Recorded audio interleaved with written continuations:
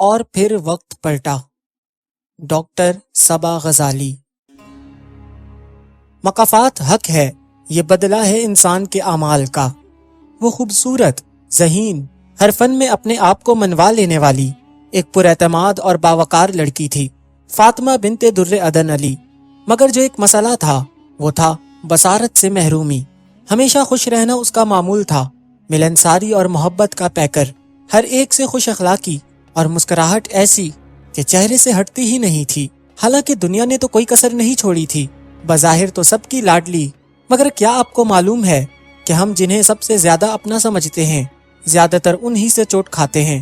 چونکہ فاطمہ کی آواز اچھی تھی تو اسے بچپن ہی سے گانے کے مقابلوں میں حصہ ملتا اور وہ بہت دل سے گاتی، یہاں تک کہ اس نے پیانو سیکھا اور بجانا شروع کر دیا. الغرض اسے بہت سے میوزیکل انسٹرومنٹ بجانے آ گئے.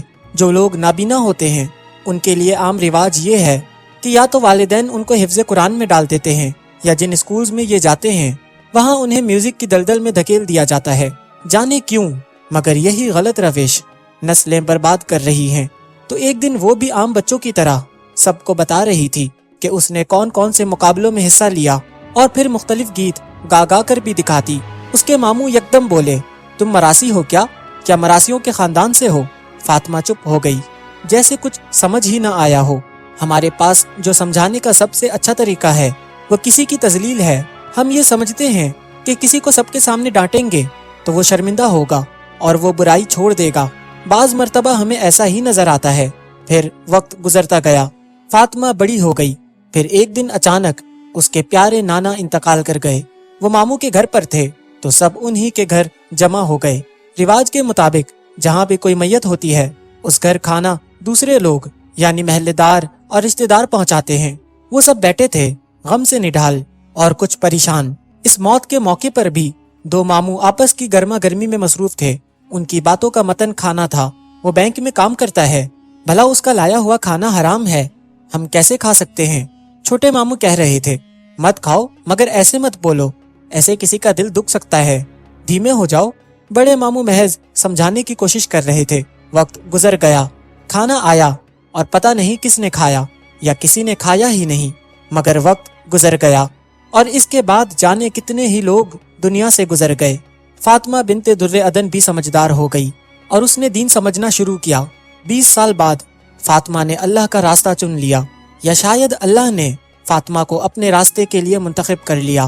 اب وہ اللہ کے احکامات بجا لانے کی کوشش کرتی ہے، باپردہ رہتی ہے. نماز پڑھنا، روزہ رکھنا، قرآن سیکھنا اب اس کے معمولات ہیں. میوزک کو خیر آباد کہہ چکی ہے. مگر آپ کو پتا ہے کیا ہوا؟ وہ ماموں جو فاطمہ کو مراسی کا لقب دے رہے تھے آج گانے بجانے کی محفلیں اپنے گھر میں خوشی سے سجاتے بھی ہیں اور آنے والوں کے لیے طعام کا انتظام بھی کرتے ہیں. یعنی ہر شادی کے ناچ گانے کے لیے ان کا گھر حاضر ہوتا ہے. اور وہ جو بینک کی کمائی کا کھانا نہ کھانے کا درس دے رہے تھے آج انہوں نے اپنی بیٹی کی شادی ایک بینکر سے کی ہے اور خود ان کی بیٹی بھی بینک میں زیر ملازمت ہے. تو یہ تھا وقت کا جواب. ہم سمجھتے ہیں کہ اللہ نہیں دکھاتا مگر ہم یقینی طور پر سمجھتے نہیں.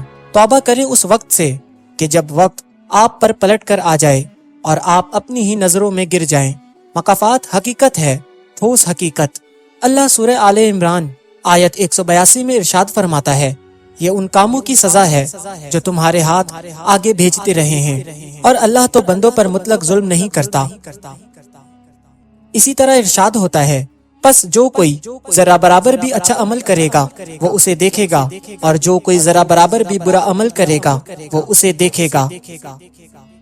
سورۃ الزلزال آیت 7 تا 8. یعنی یہ اللہ ہی ہے جو معاف کرنے پہ قادر ہے، ورنہ وقت تو ضرور جواب دیتا ہے. برائی روکیں اور ضرور روکیں مگر بات کہنے کا ڈھنگ سیکھیں.